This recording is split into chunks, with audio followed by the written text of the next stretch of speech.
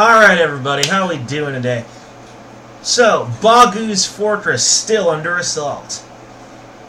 The Baghouz Fortress, the last stronghold of the dreaded ISIS, still under assault by US forces. They're holding out, but just barely. And it's not exactly a fortress. It's a fortress by third world standards. By our standards, it's really more like, I don't know, like a hippie commune or something. But falling bombs raised smoke, obscuring the makeshift shelters and vehicles.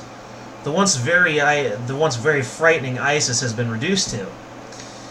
During a brief break in the intense bombardment, distant figures could still be seen in the buildings and vehicles.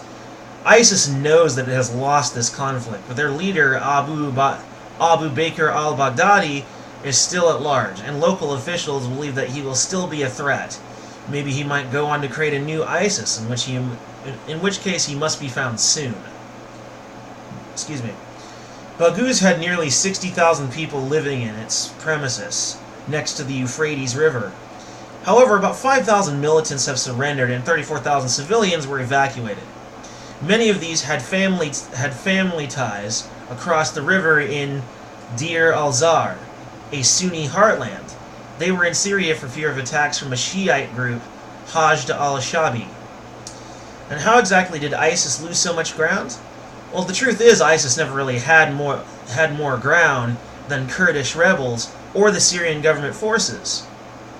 Now, I saw an actual flowchart on this. Well, not really a flowchart. It was like a digital display that showed various statistics over the period that ISIS was active.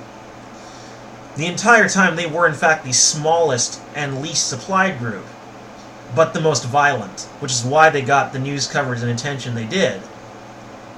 Not to mention their subversive activities.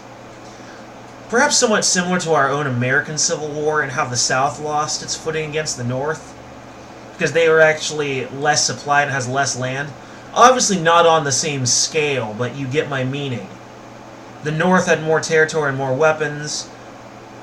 The South, in this case ISIS, had less territory, less weapons. And their violence alone is what kept them on top in the conflict. The fact that they were willing to do crazy-ass shit that anyone else would have been nuts to consider. Hell, ISIS was nuts. I imagine Abu Bakr al-Baghdadi probably drove them into a frenzy. He probably had sort of a cult of personality around him.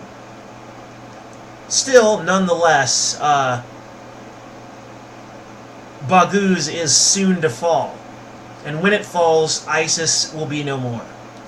But the sooner we find as soon as we find Mr. Abu Bakr al-Baghdadi, the sooner we can prevent him from possibly starting this crap all over again. Trust me, he'll find some new people, he'll find some new followers, and a new ISIS will be born.